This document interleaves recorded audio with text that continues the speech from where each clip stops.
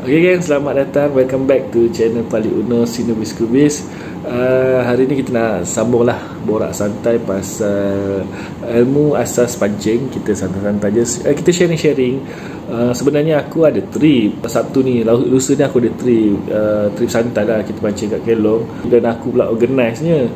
Tapi memandangkan anak aku daripada hari Sabtu lepas dah order ditahan ward disebabkan jangkitan kuman pada selaput otak. Tu dia tengah baring tu, tengah berehat lah. Aku pun tengah risaulah juga keadaan aku. Aku terpaksa lah tak dapat join, tapi trip jalan. Aku pas lah dekat member ahli trip yang lain. Aku je lah tak dapat ikut. So memandangkan sebelum ni aku adalah ambil video sikit pasal nak buat konten ni, tapi aku tak sempat nak buat voice over, nak just penerangan aku je tangkap kosong. So tengah tak ada buat apa, sambil jaga anak ni aku sambung lah buat sambil tunggu tu. Kita nak cerita pasal dedak. Kalau korang mungkin ada yang barulah mencuba menjinakkan diri dalam pancingan air tawar, mungkin dah biasa tengok lah orang pakai umpan dedak kan, atau mungkin korang juga pun dah pernah guna dedak sebagai medium umpan. Sebab dedak ni antara umpan yang universal lah, banyak ikan air tawar yang makan. Perohu makan, pacu makan, sisik kasar makan, patin pun kalau betul bancuhannya pun makan juga kan. So dedak yang hari ni yang aku nak share ni lebih kepada untuk pancingan ikan rohu.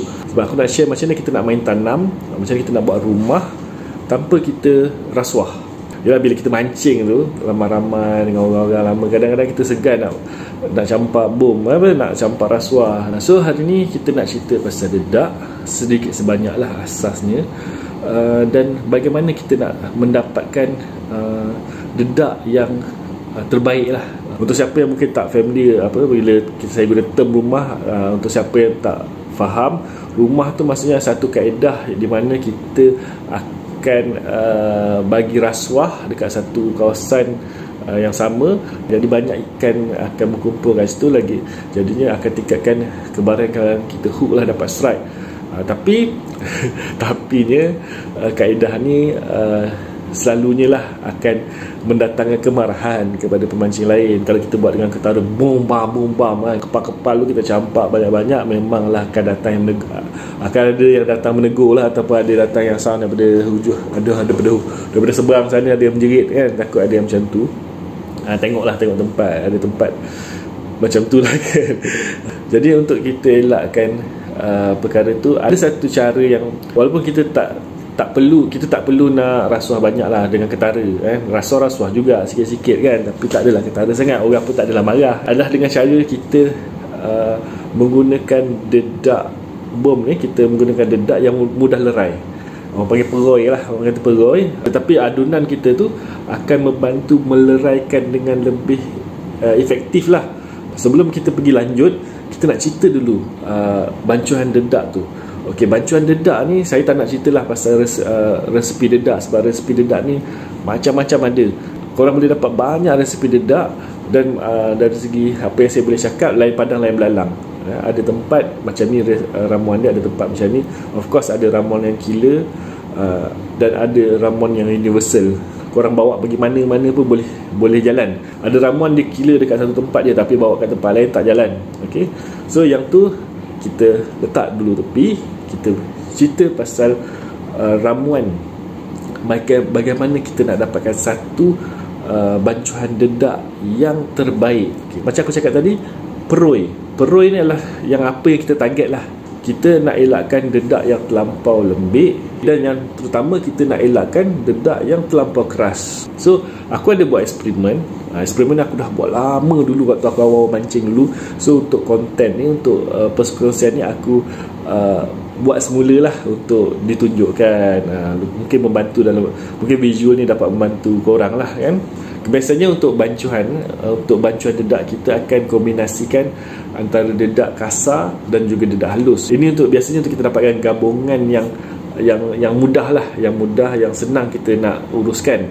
Tapi ada juga orang pakai dedak halus semata, dan juga ada juga orang pakai dedak kasar semata. In fact ada orang pakai dedak ayam je. Terpulang, tapi masih pada asasnya kita untuk pancingan rohu, kita akan cuba dapatkan bancuhan yang peroi. Macam kita tak tahu bancuan kita itu tak terlampau keras ataupun tak terlampau lembik. Okey. Kalau kita tak tahu bancuan kita lembik, senang. Kita baling, dia tanggal, kita letak sikit, dia tanggal, ataupun waktu dia jatuh dalam air, dia akan terpecah habis. Dia akan nampak bersepai atas air, kita tarik memang dah kosong. Itu maksudnya bancuan kita terlampau lembik lah. Kalau untuk tahu bancuan kita terlampau keras pun sama juga, mudah. Kepal besar ni kita campak, dah tunggu 15 minit, kita kayuh balik, dia besar ni juga, ataupun dia kecil sikit je, itu maksudnya dedaknya terlampau keras lah. Kita nak dapatkan dedak yang bila kita campak besar ni, dan bila kita karau balik, kita simpan balik, dia dah kecil. Dalam 10-15 minit dia dah kecil. So untuk perkongsian kali ni, aku bukan nak sentuh berkenaan dengan resepi dedak. Ini terpulang.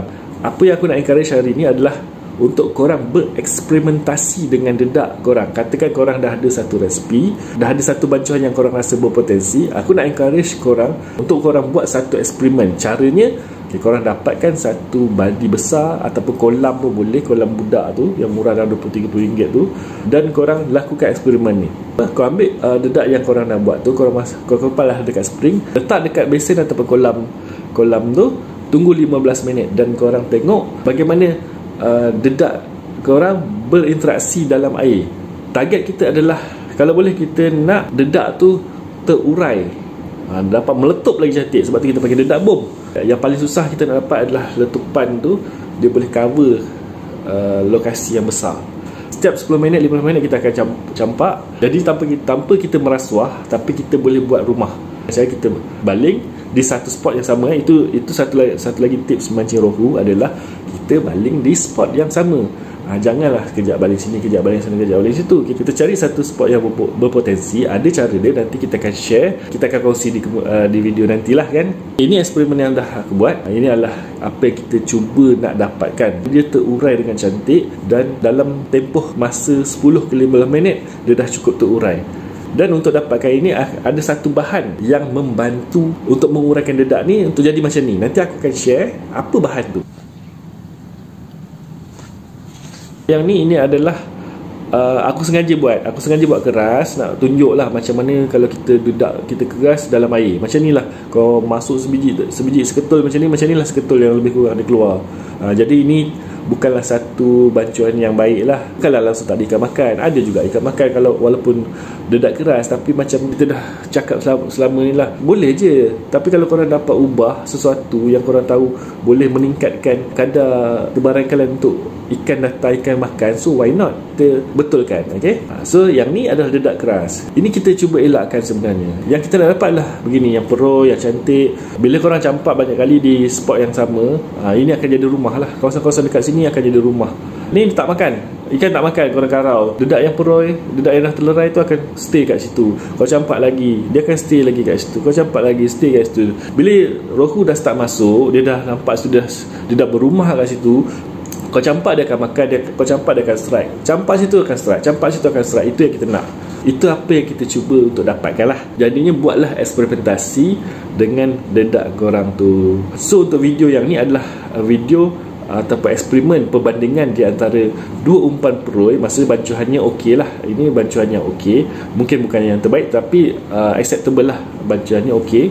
Tetapi yang di sebelah kanan ini ditambah dengan satu enhancer. Sebenarnya bahan ini adalah sebut perisa, tetapi dari kajian saya, dari eksperimentasi saya lepas-lepas tu, saya dapati bahan ini juga sedikit sebanyak membantu dalam pelaraian umpan dedak. So inilah bahannya. Siapa yang biasa mancing rohu, ini adalah bahan yang biasa korang jumpa lah kan, dekat kedai pancing mana-mana pun boleh dapat. Dia ada macam-macam perisa, terpulang pada korang nak pakai perisa apa. Tapi ini bahan yang membantu untuk meleraikan dengan lebih lanjut, dan korang boleh tengok kat video yang aku share tadi lah bagaimana perbezaan, walaupun tak banyak tapi ada kesannya. Ok, so geng, aku rasa setakat tu je lah kot aku punya perkongsian yang tak seberapa ni lah kan. Benda ni asas, tapi benda ni pernah aku lalui dulu dan aku pernah eksperimen dulu. Tak ada orang ajar. Dulu susah nak dapat orang ajar. Banyak benda-benda yang aku dapat dulu tu aku eksperimen sendiri, aku belajar sendiri. Jadi ni bila ada medium perkongsian media sosial ni, YouTube ni aku kongsilah. Mungkinlah dapat membantu korang. Kalau dapat bantu, aku pun tumpang gembira lah, insyaAllah. Mungkinlah itu ilmu yang boleh dimanfaatkan. Bolehlah aku dapat sikit-sikit share pahala kan. Dan apa yang aku share ni adalah benda-benda yang berguna lah pada aku kan. Jadi aku share dekat korang. Dengan eksperimen yang aku buat dulu tu, aku nampak perubahan, aku dapat keputusan yang berbeza, daripada segi hasil, daripada segi kepuasan mancing itu sendiri. Dan aku lebih faham lah sains di sebalik pancingan ni. Kalau ada tambahan-tambahan, siapa nak tambah, boleh tambah dalam komen. Aku kata aku ilmu tak seberapa, aku pun habis-habis aku buat video ni tujuan utama untuk kita share. Kalau ada nak betulkan, ada nak tambah, ada nak berkongsi apa-apa lagi berkaitan dengan ilmu ni, terus saja kasih isi komen. Dan tapi jangan lupa subscribe dan like. Alright, thank you.